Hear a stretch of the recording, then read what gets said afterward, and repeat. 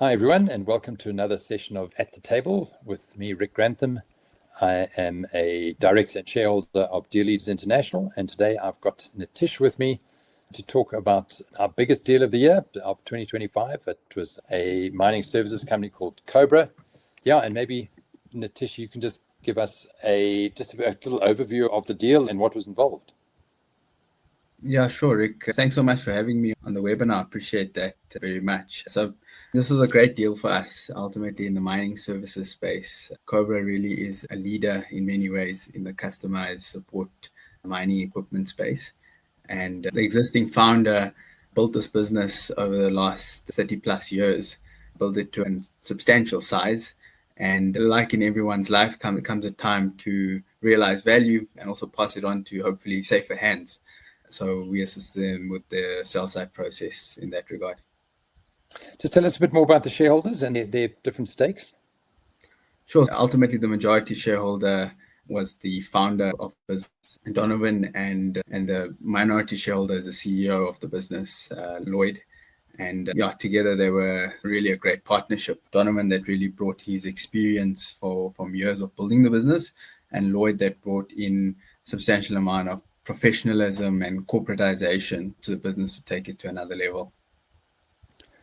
And Nitish, it's an interesting space given that it's not a yellow metal supplier so it's not making the mining equipment, but it's making a service equipment, but also quite a few other add-ons that I think made it quite exciting. Maybe tell us a bit more about the products, not necessarily just the original product, but where they were going and what opened up, particularly around our research. I know we had quite a broad range of potential acquirers in the US and elsewhere, but a little bit more about what those capabilities were and what they were getting into.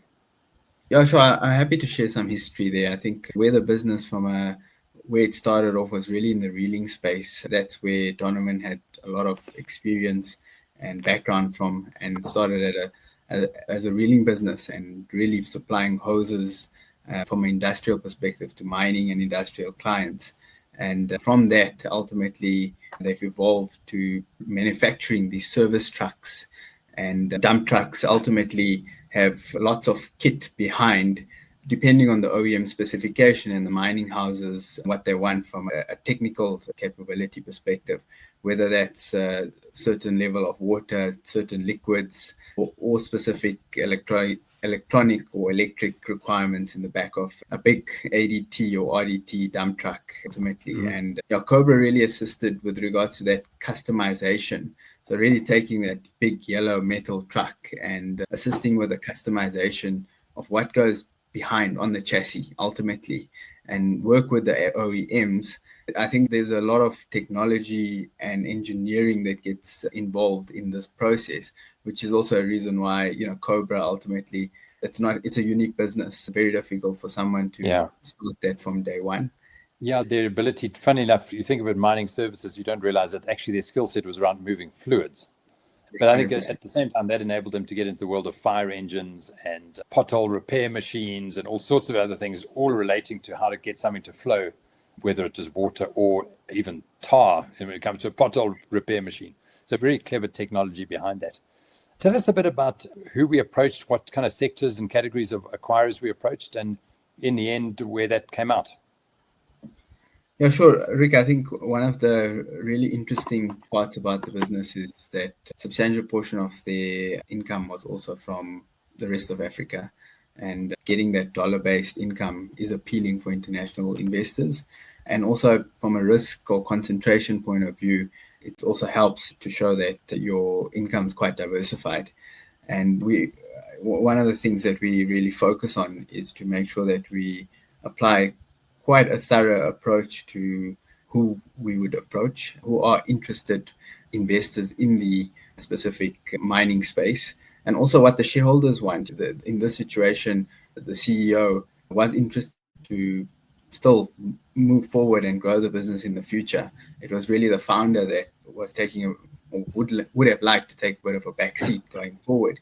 The right private equity or, let's say, financial investor would have been a great fit to take it from a mid-sized to a very large business that's global over the next few years with the right networks, but also the strategic players in the mining space going, up down the value chain, other specific mining services players who supply into those mining houses that might now typically like to also supply or be involved in this niche customized support space.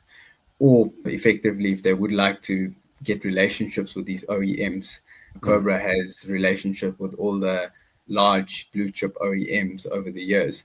And those aren't easy relationship to start with. It takes years to build that relationship. So Nitish, maybe just tell us a little bit more about the offers received and what made this deal a good deal and why the sellers chose this particular acquirer and the deal that was on the table.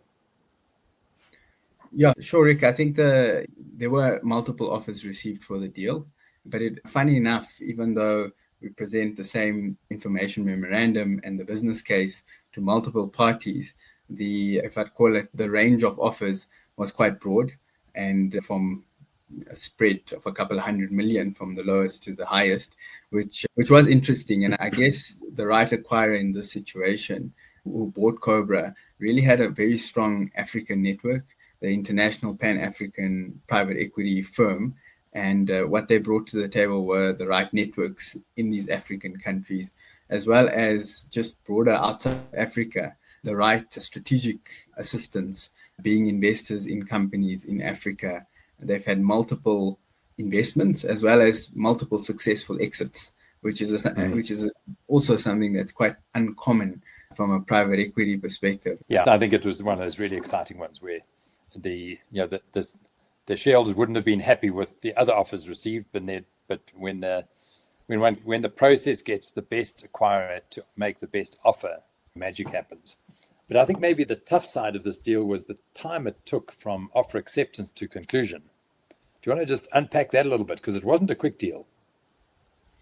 Yeah, it took a couple of months. And I guess it also, there were multiple reasons for that. One is it was quite an extensive due diligence. There were multiple due diligence parties at the table that the buyer brought forward. And for a size of this transaction of the size and nature, what one would think it would be quite common, but for a private-owned business to take that type of effort while running the business, it does take a toll on the business as well and the management team. I think what really helped is a lot of the prep work from a financial perspective. We assisted before that, which helped move the needle faster. But there were other due diligence requirements on the legal, tax, ESG elements, which were important, and they take time to tick the box. Ultimately, you have to go through the process.